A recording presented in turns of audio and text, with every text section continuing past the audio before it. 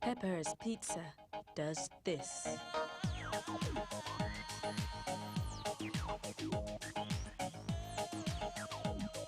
Now Pepper's Pizza.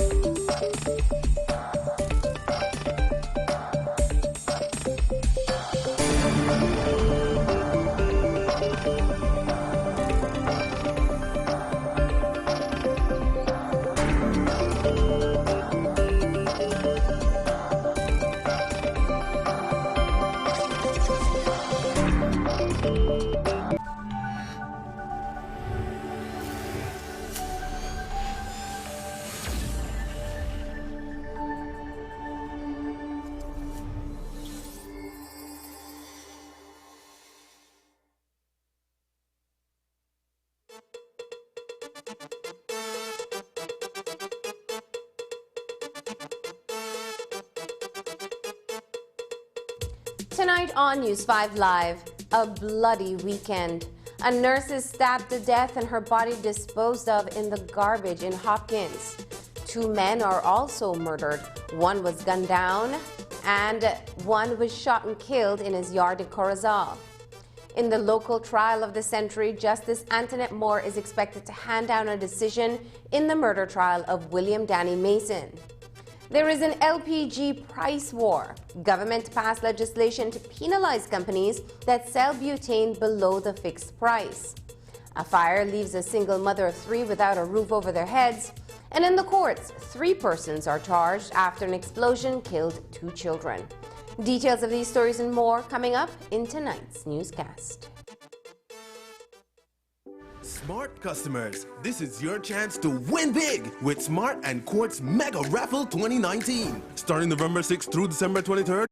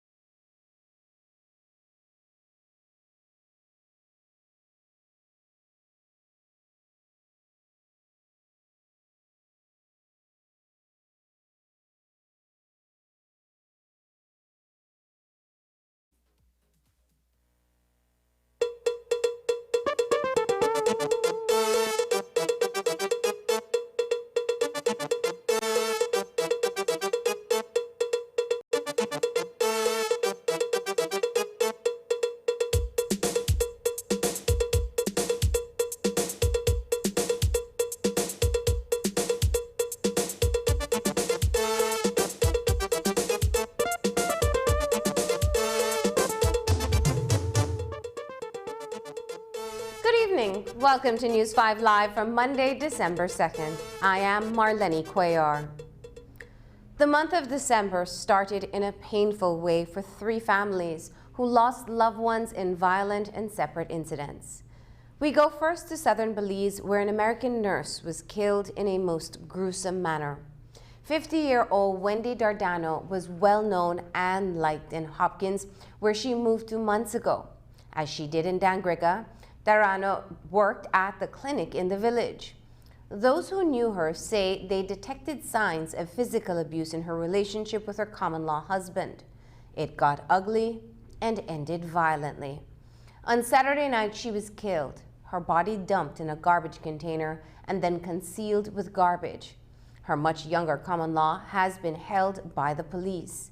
News 5's Dwayne Moody reports. She has been she was first working in the polyclinic in Dangriga. We are just a satellite of that main clinic. So she has been there for almost going a year now, at both locations now. But here in Hopkins, she has been here going 5 months plus. She worked with the Hopkins Satellite Clinic for almost 6 months before her life was cut short in the wee hours of Saturday morning in Hopkins Village.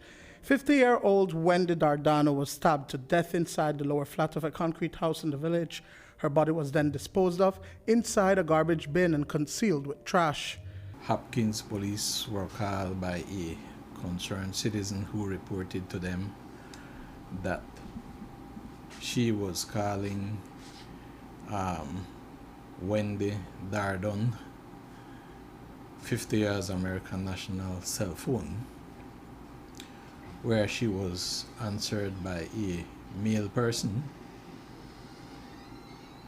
As a result, she later, or previous to that, she made several calls from earlier in the day, which were again answered by a male person who gave her different accounts as to her whereabouts, which caused her to get suspicious, and as a result she called Hopkins police, who visited Miss Dardon's house in Hopkins village, where upon arrival they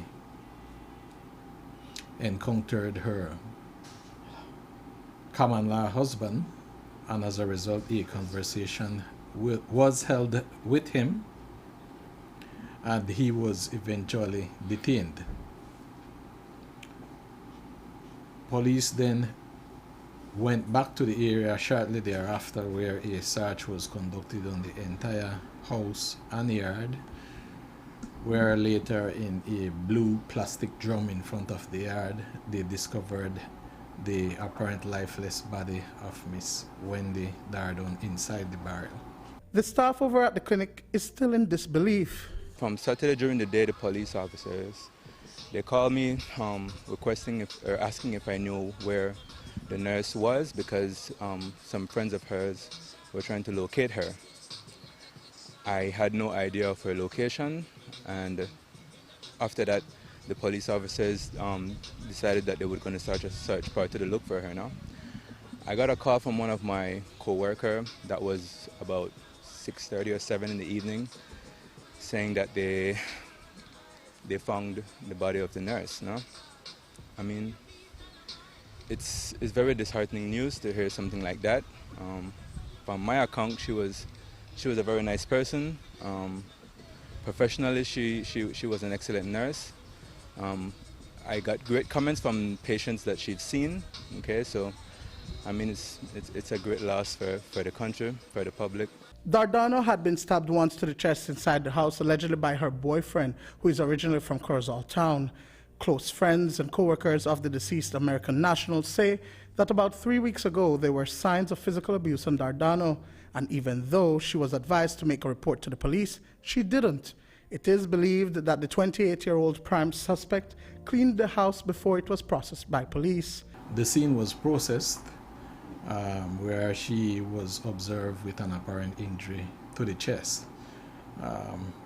Her common-law husband at this point in time remains in police custody pending this investigation. What we do know, though, is that sometime after 11 p.m. on the previous night, they were both seen going to a shop within the village.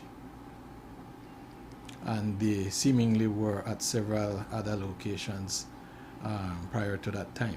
Does your investigation show a history of maybe domestic violence or dispute between this couple?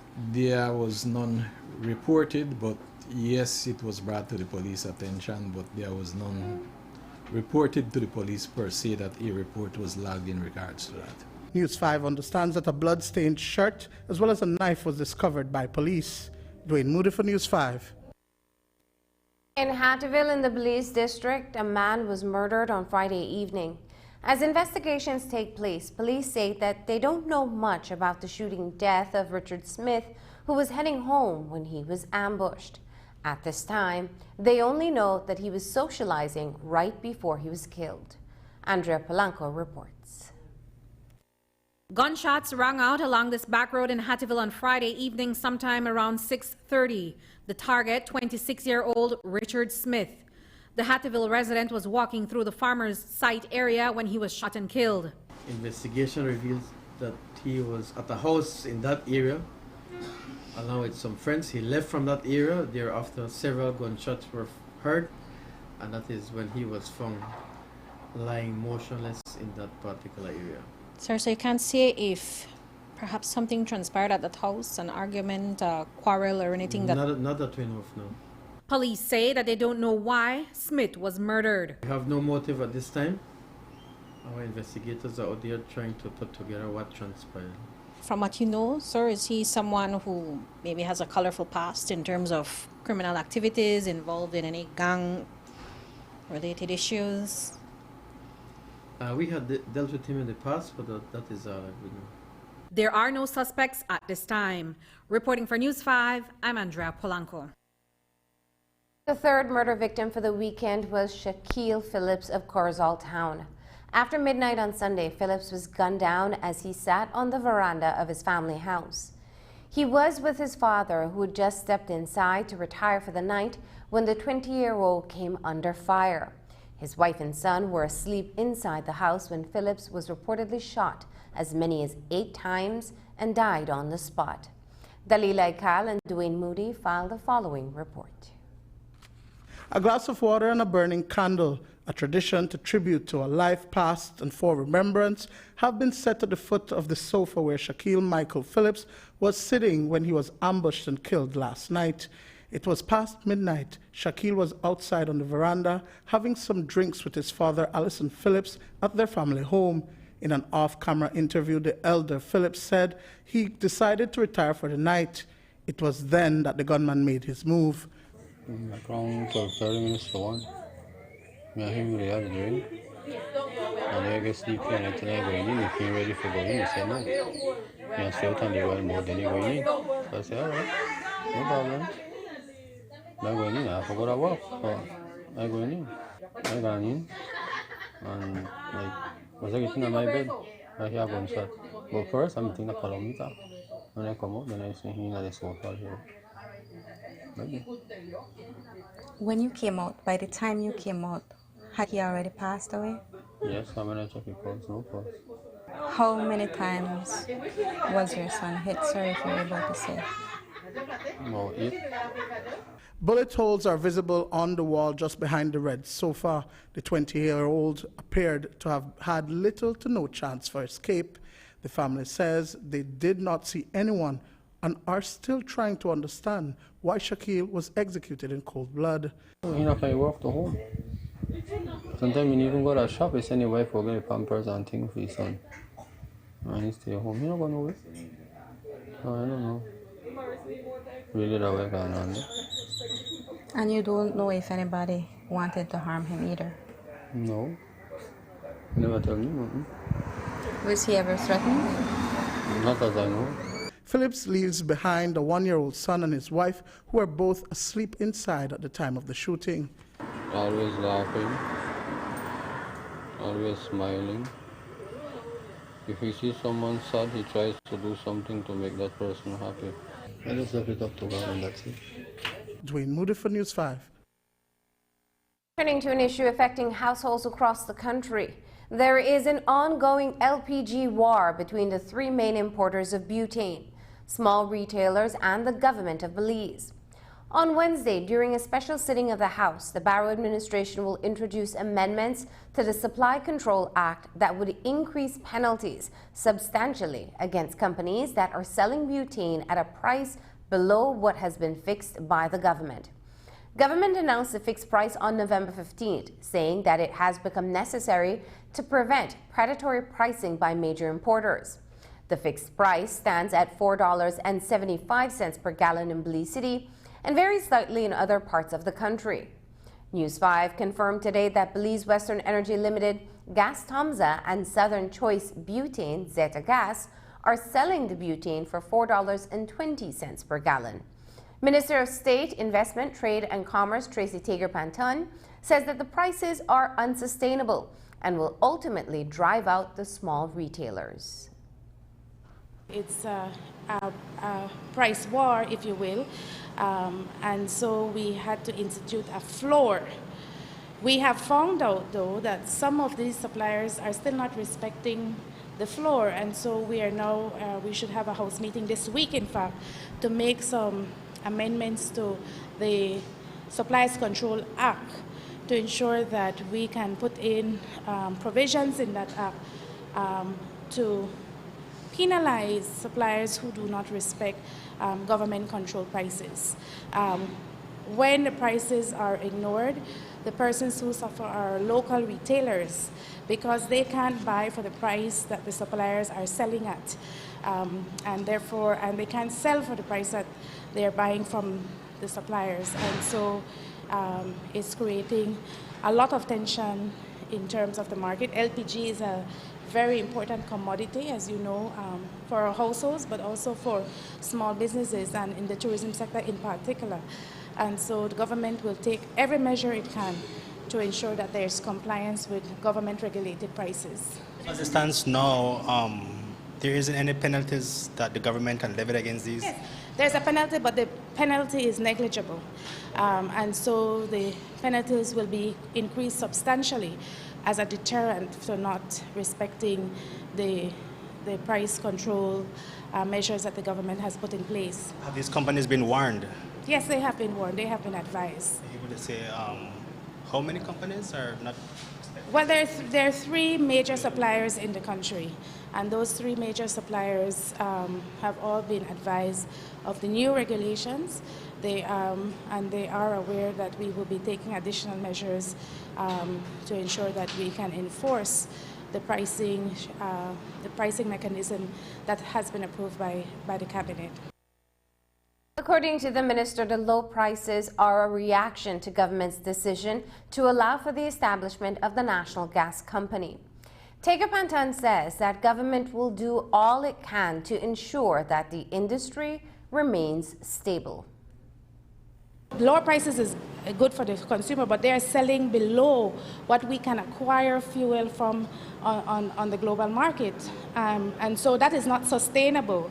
And so they will have a deep dive, run the retailers out of the market, and then they are free to spike up the prices. They are cutting the prices so that they can then control the market completely, and that there would be, the retailers would then no longer be a factor, and we can't allow that to happen. I think it is a reaction to the instituting of a national gas company.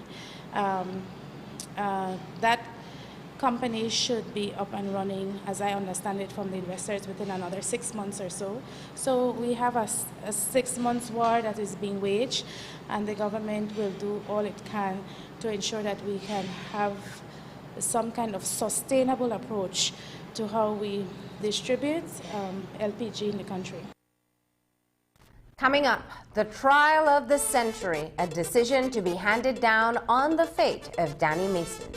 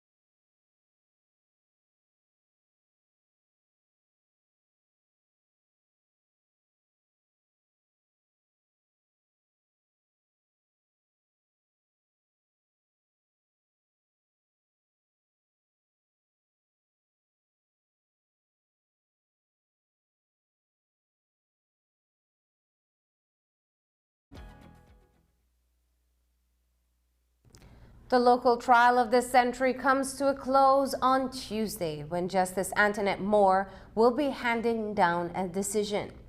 The highly connected William Danny Mason and 4 accused men are charged with the beheading of Pastor Llewellyn Lucas. And after 5 weeks of submissions earlier this year, they will learn their fate on Tuesday on whether they will return to prison or will be released as free men. The case has been captivating the attention of the nation since 2016, when Pastor Lucas's head was found in a bucket in Mason's truck while he and his friends partied at a bar in Belmopan. News 5's Isani Caetano reports. A decision in the murder trial of William Danny Mason is expected to be handed down by the Supreme Court on Tuesday in Belmopan. Justice Antoinette Moore, who is presiding over the matter, will deliver a ruling after a little over 5 weeks of deliberation.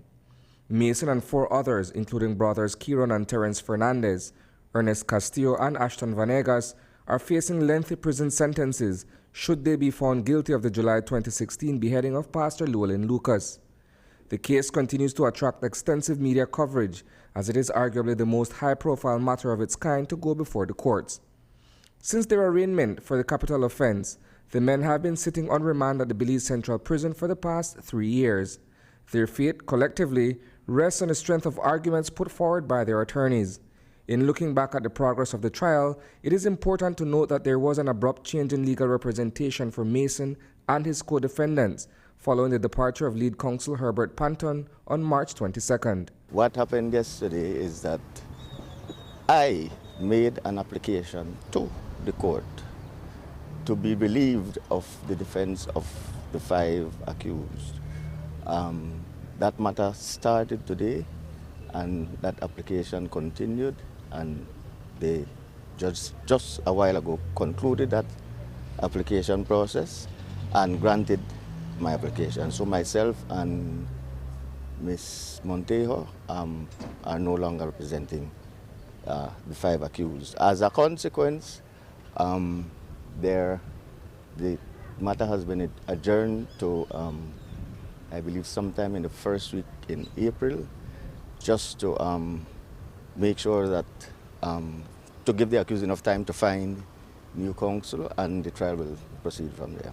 When the trial resumed in mid-May, Guyanese attorney Dexter Todd had been called to the bar and would proceed thereafter to represent Mason. My career in law spans maybe over 17, 18 years. I was a former police officer back in Guyana, and I have done a lot of prosecuting work. I still do operate as a special prosecutor for the state in Guyana, but I am a defense counsel, all right? And I have had some of the most, I believe, interesting cases that has afforded me an opportunity to represent in the time. I have always viewed the law as an opportunity, and this I mean an opportunity in representing clients as an opportunity to really enforce the law and to really ensure that justice is served. Court-appointed counsel for the 4 co-accused included attorneys Brian Neal and Norman Rodriguez, and the Crown was represented by Director of Public Prosecutions Sherlyn Vidal. Notwithstanding a full replacement of the battery of lawyers, the case was subsequently adjourned on a number of occasions. Following an extended break, the case resumed with a voir dire, a trial within a trial, on July 11th. That is a major development because we have been in this voir dire for going on 2 weeks now, over 2 weeks. And so it is good news for the trial that the trial will continue now that the voir dire has been completed. The judge has reserved judgment, and she will give her ruling tomorrow morning at 9:30. The ruling will determine whether or not the statement made by Mr. Castillo, one of the defendants, is admitted into evidence against him. Fast forward to September 12th, and Mason is on the trial where he tearfully testifies in open court about his friendship with the slain Christian minister. In an unsworn statement, Mason described his familiarity with Pastor Lucas, whom he is accused of decapitating at his ranch near La Democracia. Following the testimony, attorney Norman Rodriguez outlined the remaining steps. There will be the closing, then the decision, and since Mr. Mason is calling a witness, then he will do his closing. The DPP will do her closing in relation to that, and also to the case against the other 4 accused, and then the other 4 who gave the statement to remain silent, they will give their closing. Then, of course, the judge, as the judge of the facts, and the jury itself will give the decision. After several weeks of attempting to secure a witness statement from a U.S. federal agent, Mason was successful. During a written testimony, the agent, who was stationed at the U.S. Embassy in Belmopan at the time of Lucas's murder, stated that Mason informed him that he, Danny Mason, real name Rajesh Roulette, was being framed by Minister of National Security John Saldivar.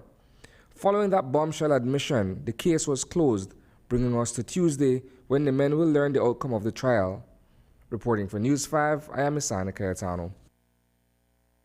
An application for judicial review has been filed by attorney Arthur Saldivar on behalf of the Belize Peace Movement and Vision Inspired by the People. Both organizations are challenging the government of Belize in respect of the 31 political constituencies and the fact that they are disproportionate in terms of the numbers of registered voters. It is their hope that the Supreme Court will rule in their favor, ordering a redistricting of the electoral divisions. This morning, Chief Justice Kenneth Benjamin heard the application. There is no redistricting process, and it's really and truly not the question of redistricting per se. It's a question of what the Constitution requires, that the constituencies be as equal as possible. One would recognize that we have already gone through a re-registration exercise, and given that that exercise is now complete, the distribution of the electorate is disproportionate in more than 70% of the constituencies. So, given what the Constitution has laid out and mandated, it is something that we believe needs to be addressed. Sir, so give us examples that you guys have studied in trying to make this case of how severe the constituencies have ballooned to unsustainable amounts.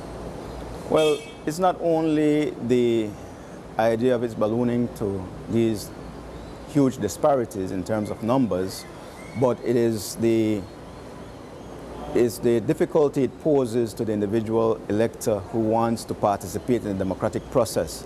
Those who live in remote areas that have to travel far distances and cannot get to the polling booths on their own, and as a result decide that they are not going to participate. This is a constitutional democracy, and democracy is not a spectator sport.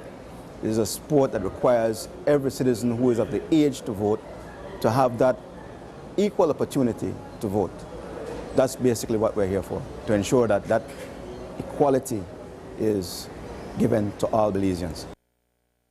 With general elections a little less than a year away, the challenge, should the claimants be successful, can prompt a countrywide realignment of all constituencies ahead of that exercise. It's not a matter of an outcome favorable to them, it's an outcome favorable to Belize, the country as a whole. And it would be premature of me to speak to that issue at this time, as we are in the infant stage of these proceedings. So it would be presumptuous to look at the conclusion before even going through the initial aspect of things. But the expectation is for there to be a redistricting exercise. The expectation is for us to have a hearing, and to have that hearing be ventilated fully so that our position can be made known to the court, and to have the court then make a decision. So this morning was case management only?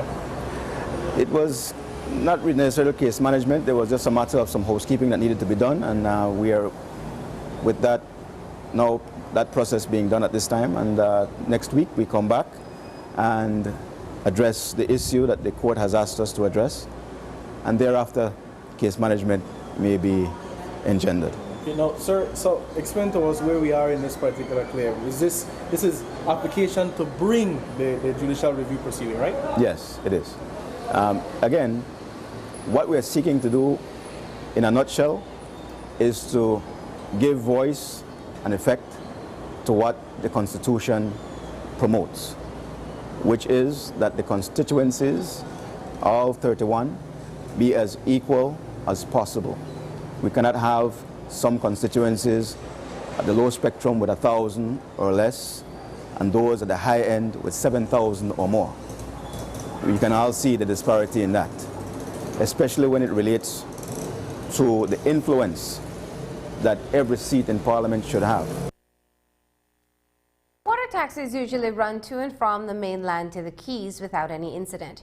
However, on May 5, 2019, there was an explosion on board a water taxi which was preparing to leave from Ocean Ferry located near the Swing Bridge in Belize City with passengers.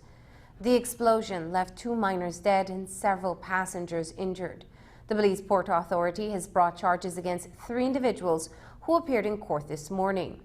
Ernesto Delgado, the boat captain, Charles Young, the manager of Ocean Ferry, and Miguel Callis, the manager of San Pedro Waterjet International, were arraigned before Senior Magistrate Aretha Ford. Delgado was arraigned on a charge of causing the loss of life by negligence of Kimberly Melissa Guy and Yamira Jasmine Guy. Charles Young was arraigned on a charge of attempting to send an unsafe vessel on a voyage. Miguel Callis was arraigned on a charge of causing an unsafe vessel to be sent out at sea. Attorney Darrell Bradley is prosecuting the case on behalf of the Belize Port Authority. The 3 individuals have retained separate attorneys. A businessman who possesses Belizean citizenship is currently detained in China for allegedly colluding with people in the United States to meddle in the affairs of Hong Kong.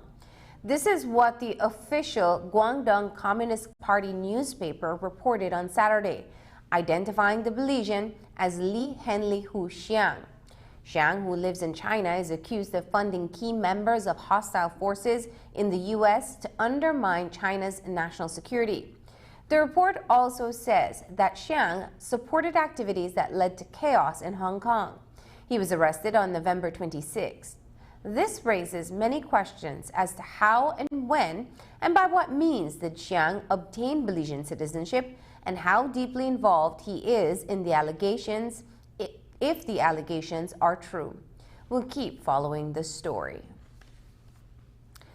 A fire consumed the house of Maria Esther Garcia in Orange Walk Town. The single mother and her 3 children were not at home when the blaze swept through the wooden building, destroying all the contents inside. Garcia wakes up early in the mornings to sell to earn her living, but on Sunday morning, all was lost. Dalila Ikal and Duane Moody filed this report. On Sunday morning, this little girl spent her 4th birthday playing in the charred remains of what was her home. Her family's small wooden house was devoured by fire early on Saturday night, displacing her and 3 others. Maria Esther Garcia was not at home when the fire started. The single mother was out working when someone alerted her of the blaze. One of her daughters checked and confirmed the tragic news. When she arrived around 6 o'clock, there was nothing she could do. All the family's belongings went up in flames.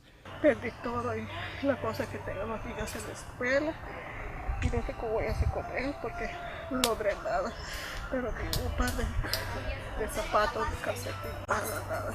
Para mí es algo terrible, que está mi dinero, que está la luchando y no voy nada porque como yo soy mamá soltera y tengo que ver por ellos, tengo que ver comida, tengo que ver escuela, tengo que ver todo, yo no tengo ayuda de nada. Y ese que me tiene estrés ahorita que no sé qué hacer. Porque ahorita el chiquito no tengo pero ni una olla para calentar agua, que sea para hacerles un poco de café. Garcia says her youngest was to have celebrated her 4th birthday on Sunday with a piñata, but all was lost in the fire. It's a devastating loss for this single mother who adds that she does not understand how it could have happened. No, yo no tengo nada de corriente, yo solo uso estufa y mi fuego, pero yo estoy cuerdo que yo no dejé nada de fuego, no dejé nada, todo el día yo no me estaba acá porque vecinos están de testigos que yo, desde que amanece en la mañana yo me voy a vender, jalo mis chiquitos, yo nunca los dejo también porque fuera algo terrible que si yo hubiera dejado a mis hijos, no sé qué iba a pasar para mí. Garcia says she spent the night at one of her older son's house, but it is only temporary. She says she needs a home to accommodate the smaller children. Duane Moody for News 5. After the break, on the crime blotter, there are shootings in the city and Georgeville.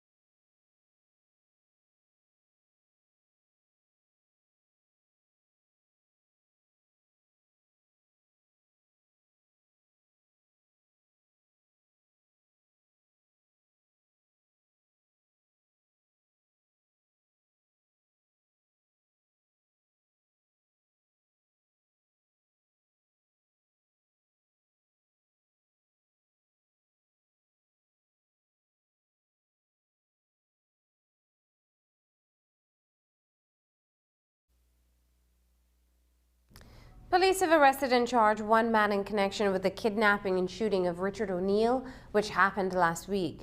Police say that following the investigation and interviews conducted with several persons, they felt they had enough to charge Eldon Flowers with attempted murder. Here's more from Senior Superintendent Gilberto Romero. Reference the shooting of Richard O'Neill that occurred on the 27th day of November 2019. Police have since arrested and charged Eldon Flowers, 22 years, for the crime of attempt murder.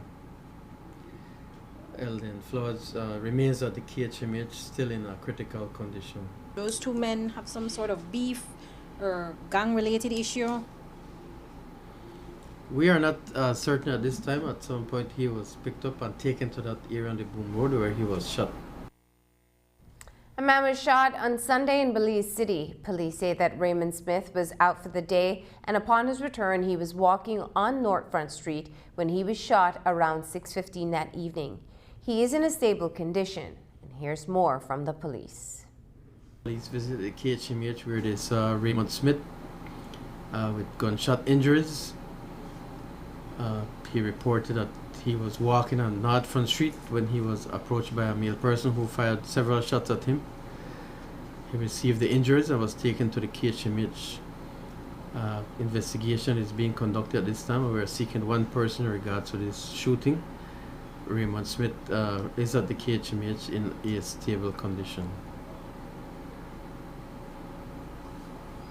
So again, anything that would point to a reason behind that shooting? Well, we are investigating that matter, and we are focusing on a particular area of the city where this person resides. The police department has launched criminal and internal investigations into a high-speed chase between police and civilians that resulted in a shooting. One of the two men, Jordy Usher, was left with gunshot wounds to the face. The commissioner of police says the incident is unfortunate. According to police, on Saturday night around 9:30, Usher and another man were on a motorcycle that broke several traffic rules, and they were pursued by cops but refused to stop. A second team of cops pursued the two men on the cycle, and when they came to a stop, a cop fired a warning shot that injured Usher as he was running away. Police told the media today that the men weren't found with anything incriminating on their person. Here's a full report from ACP Joseph Maivet about the matter.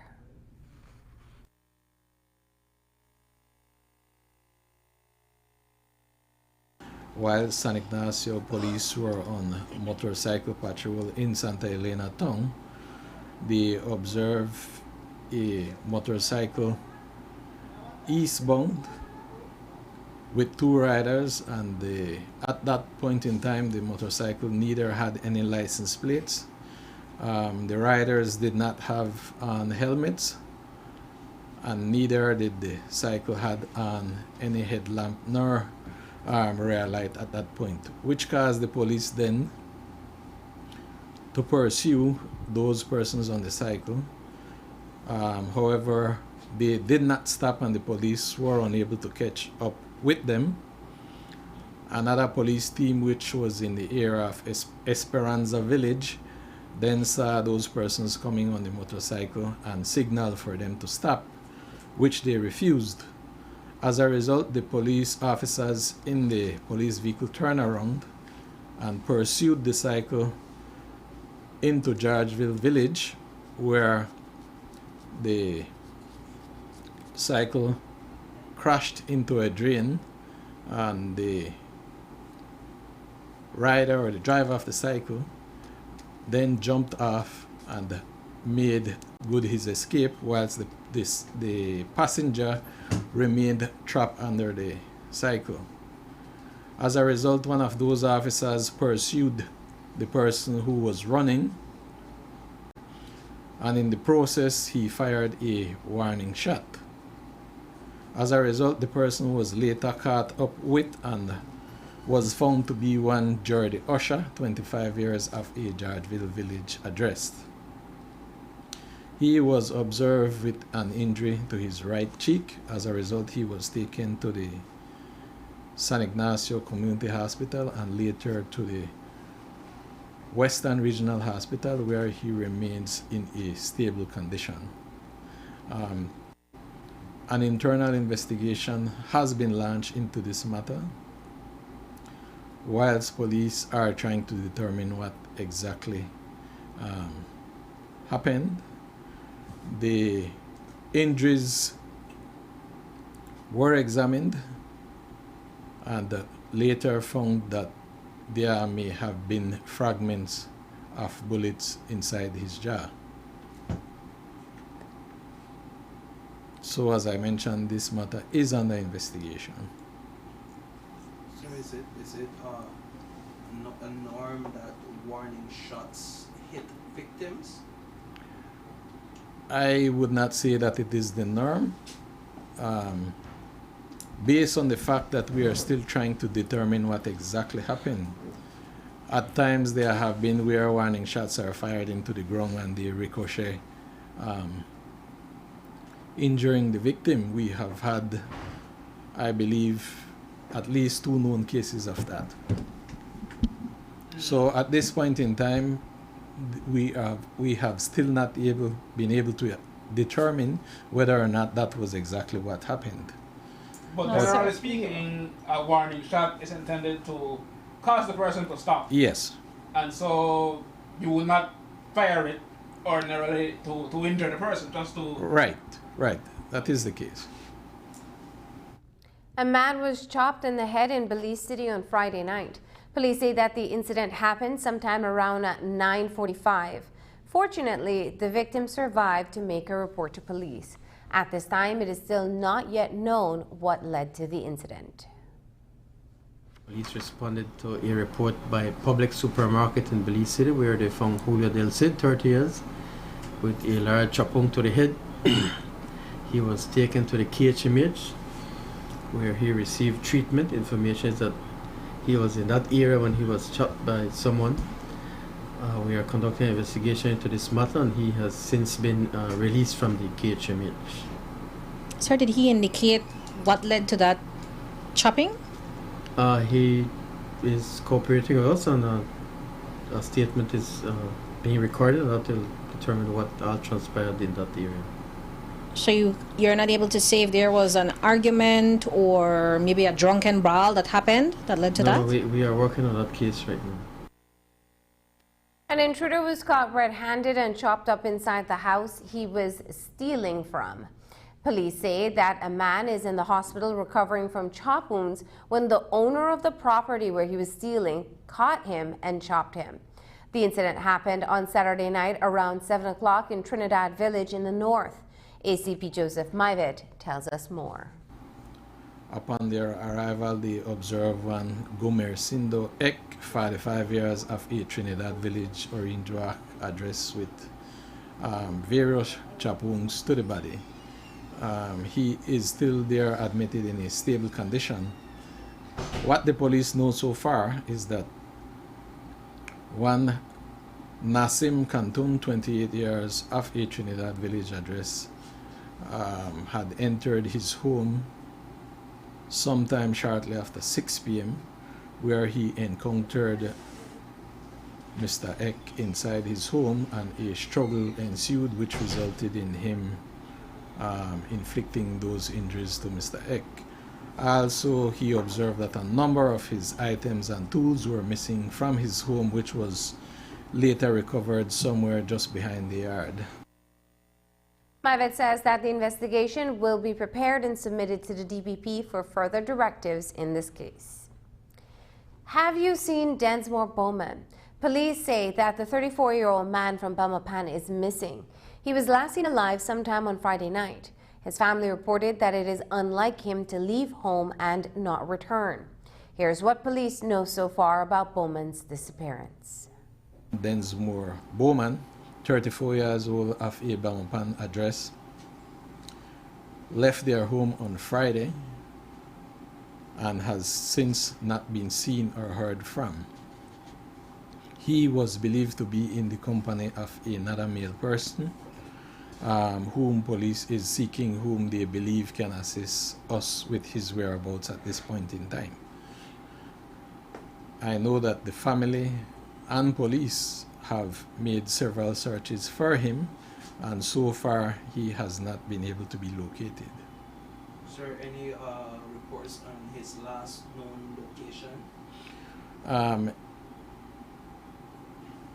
As far as we know, he was last seen in the vicinity of the Young Bank Junction on the Philip Wilson Highway. Oh, sorry, the George Price Highway. With this said male suspect? Yes, that was the last time they were seen. This was around sometime around 9:45 p.m. I believe on Friday night. When we come back, Belize sugar to finally enter the CARICOM market.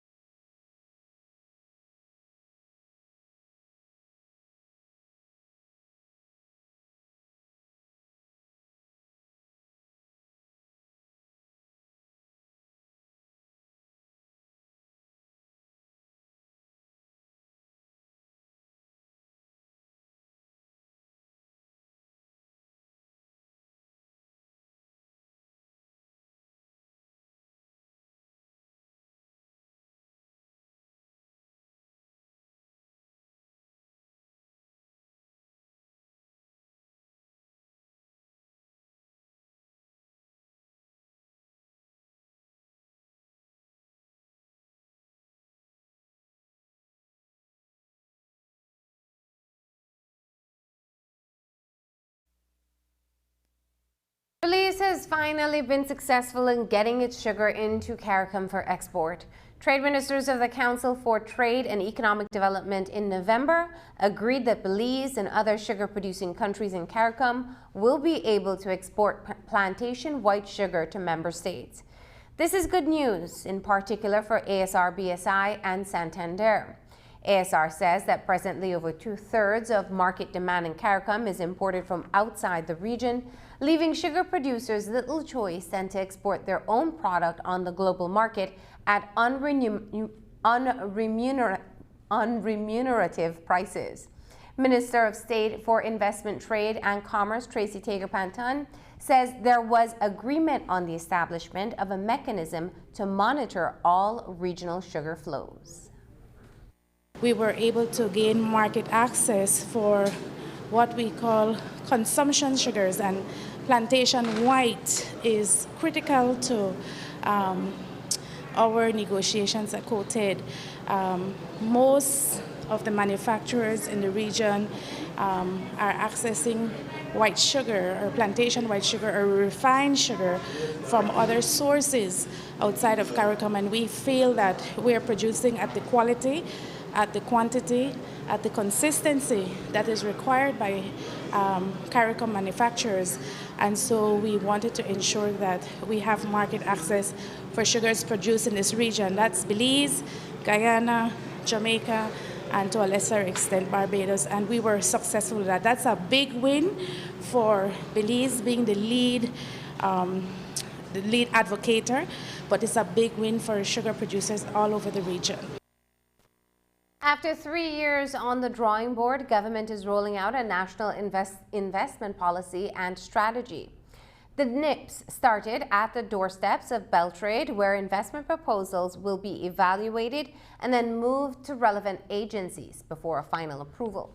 Small and medium-sized investments will be handled differently than those that are valued at $500,000 and above. News 5's Hippolyta Novello breaks it down.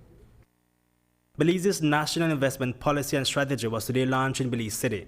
The NIPS seeks to cement a framework designed to steer investments, both domestic and foreign. The policy was envisioned a few years ago and approved by Cabinet back in 2016. This policy really hopes to ensure that we have a more cohesive approach, both by the ministries and agencies that are involved in the investment process, but also by investors themselves. So Beltrade is the first stop in the process. Beltrade evaluates the proposals, does the assessments in terms of the impact these proposals can have on the country's economy, that kind of thing. But then there is also discussions that have to happen with the Ministry of Natural Resources or other entities within the government to ensure permits from the Department of Environment, that kind of thing. So our vision is really to have a single window in terms of how we deal with investment facilitation. Minister responsible for Investment, Trade and Commerce, Tracy Tager-Panton, says that the primary objectives of the strategy are to increase Belize's confidence in investment climate and put greater predictability in the investment process. This, according to the minister, is expected to increase Belize's competitiveness. So it becomes a more simpler, less cumbersome approach by the potential investor, particularly if you come from out of country and you don't know the players. The approach now can be cumbersome because you have to visit several different agencies or ministries before that proposal advances to final approval. And so we are hoping that we can become that coordinating mechanism, if you will, so that the ease of doing business improves and that we can get investments on the ground faster than we are able to do them right now. The strategy has 5 components geared to ultimately identify cross-cutting policies and reforms over the course of 24 months. The value of investment will determine the necessary process that will be taken. There is a different approach for small and medium enterprises. So those investment opportunities are handled through our Small Business Development Center, and they help to guide that process.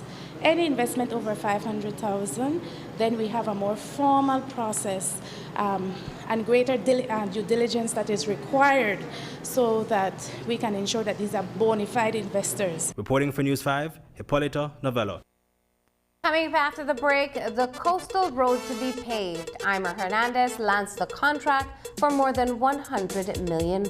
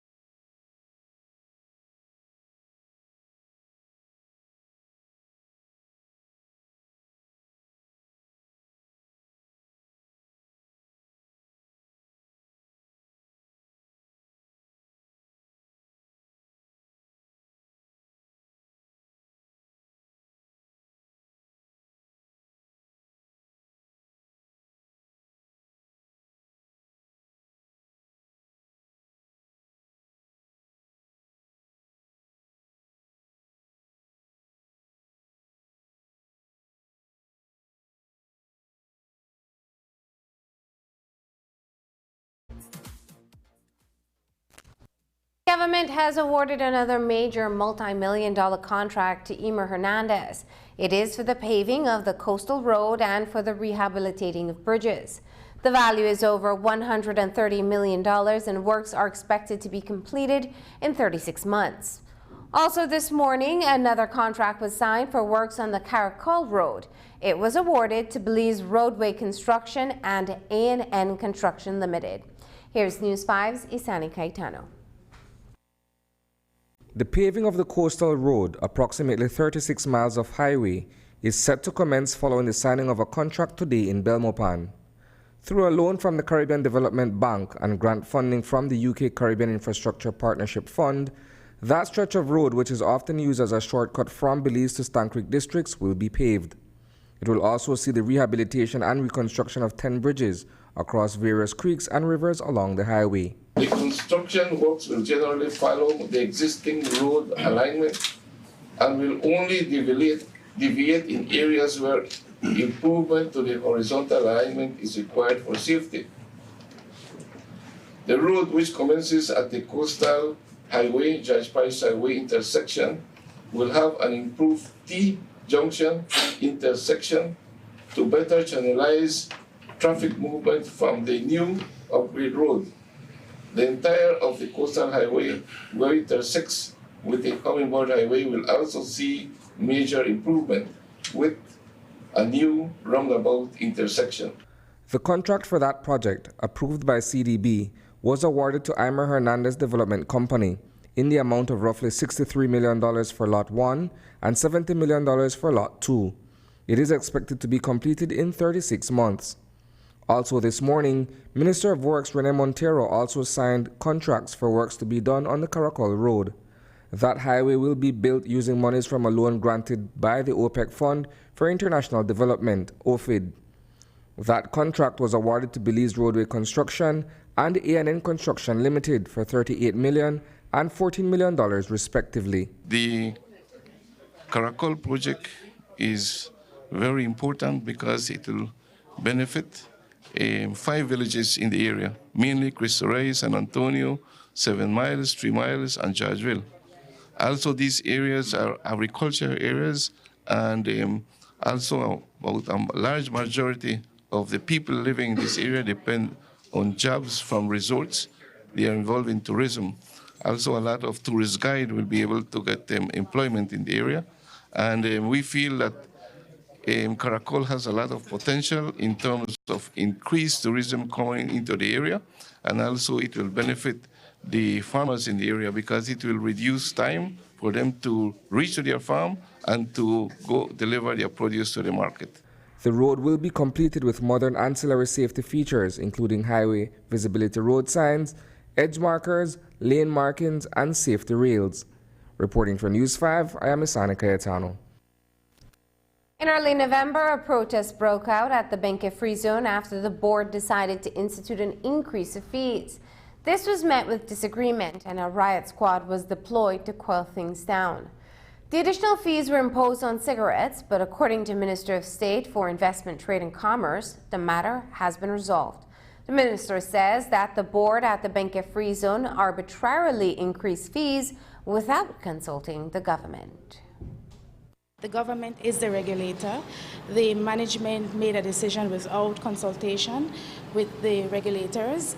They had a pushback, and they had to then take a step back and look at what they can and cannot do. And certainly they can't increase prices arbitrarily. And so I understand that that matter is now resolved. Minister, so it is not the fee is no longer in place. It was I believe that they were able to negotiate a fee structure that was convenient to their clients in the zone. Up next, James Adderley has the weekend of sports.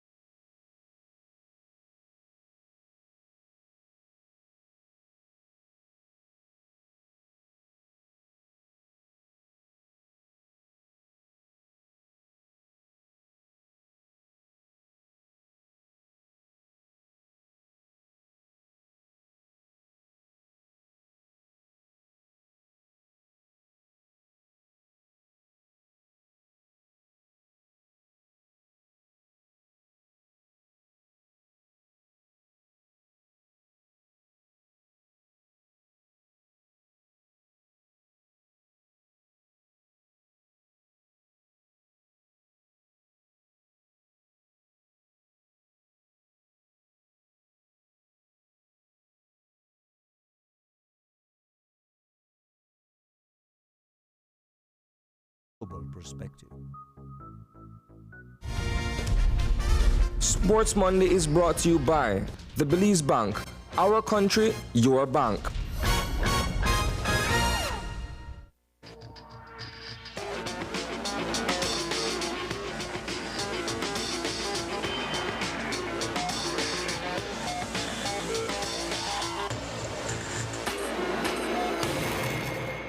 Good evening. I'm James Satterley. Welcome to Sports Monday. The semi-final round of the PLB opening season concluded over the weekend, and we caught up with yesterday's showdown between Verdes FC and Altitude FC, who were locked in a 1-1 stalemate at the conclusion of Game 1.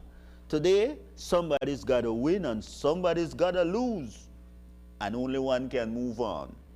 Hey folks, we're only 4 minutes in when Andres Orozco fires this set piece that finds the meanest corner of the goal defended by Woodrow West, and it's Altitude FC with the early lead.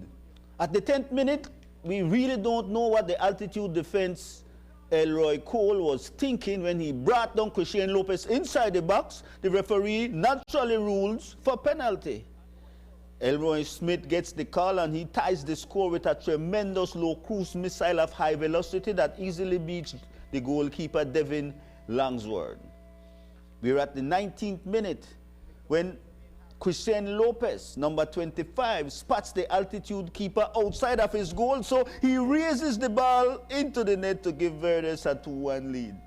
Hey fans, this can only be the one that Granny says, check it with a grain of salt. Everald Chop rolls this ball to the keeper, Woodrow West. And guess what?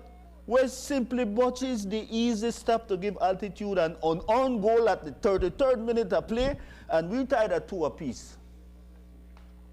Christian Lopez immediately looks to break the tie with this run at goal to fire a right foot that forces the dive by Devin Langsword, who gets a second opportunity at the save, only to see his defender, Jose Urbina, kick his outstretched right hand and then steps on the left. Hey, some days are worse than others. Devin Langsword would continue. Edwin Bernal triggers the corner kick for Verdes. Elroy Smith comes up with a wicked header. Langsword comes up with a finger touch save. Yes, his fingers are hurt again, people. In late second half play, Christian Lopez picks out a wide open Tremaine Harris, who gives Verdes a 3-2 lead from inside the box. We're into second half action when Edwin Bernal hits the side netting from close range. Tremaine Harris then gets this close-up look at goal but pulls out a high riser. Hey folks, watch Myron Cadle unleash this cruel left foot at Woodrow West, but the keeper, he comes out this time with flying colors. Talk about a power launch. It's Christian Lopez coming hard from off the right side to crush the ball that screams into the back of the net past the keeper. Verdes goes up 4-2.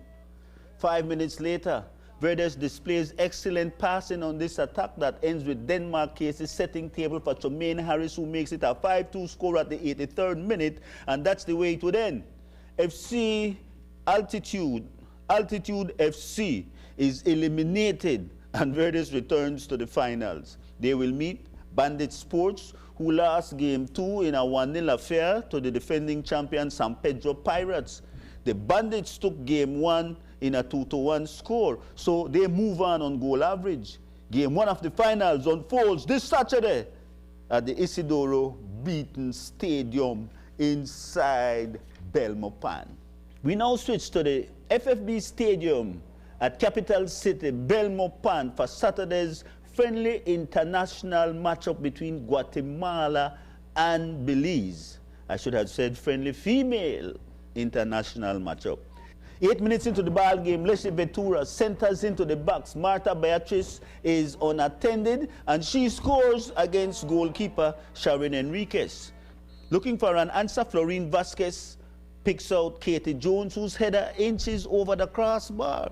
Jada Brown delivers this ball to Katie Jones, whose right foot swing crashes into the side netting.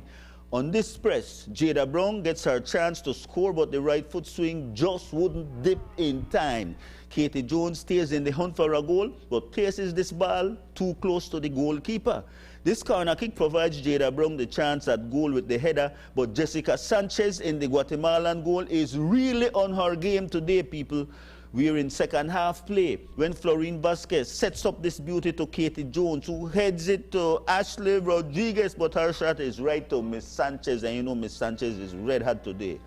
Tamara Baptiste is able to pick out Katie Jones off this set piece, but Katie, she goes for power instead of accuracy, and it hits the crossbar. 26 minutes into second half, the Belize defense gives this ball to Paola Leslie, who makes them pay as Guatemala goes on to post a 2-zip victory. You know, the girls played real good in terms of this game. They had possession, but you must score goals to get the W. In other football news, Belize is hosting the UNCAF Under-15 football tournament at the FFB Stadium, which kicks off today, December 22nd. It will conclude on the 8th of December. Belize is in Group A, and they will face Nicaragua in the nightcap, which kicks off at 7:30 p.m. Looking at CYDP football, the playoff results look like this. Barrack Road FC edged Lucky Strike 3-2. Stars Academy got over Yaba in a 3-1 score. FC Elite did a number on Ebony Lake to a 9-zip showing. And Lake Eye, they doubled Caesar Ridge 2-1. Semi-final play comes up Sunday, December 15th. Barrack Road will take on Lake Eye, and FC Elite will face Stars Academy. Turning to the basketball scene, Sugar City Hoops concluded its 3-class season over the weekend. Gators completed the best-of-3 series over Dream Chasers, 38-35. Jamir Young, 501, took home MVP honors, and we say congratulations.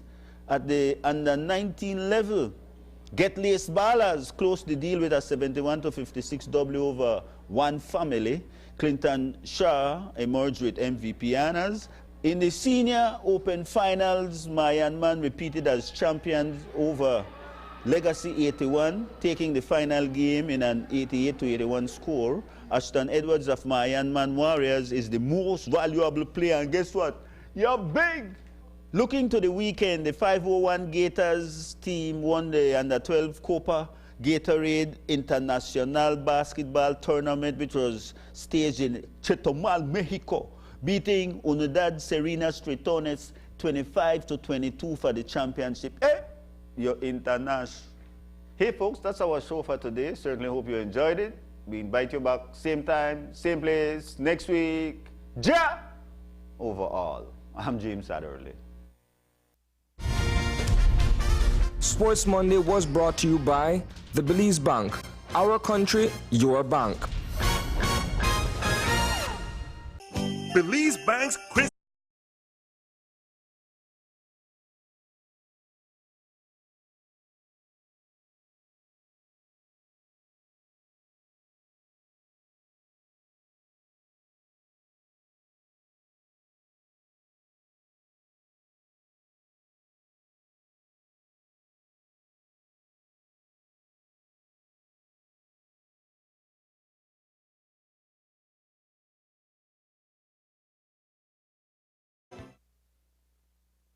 And that's the news.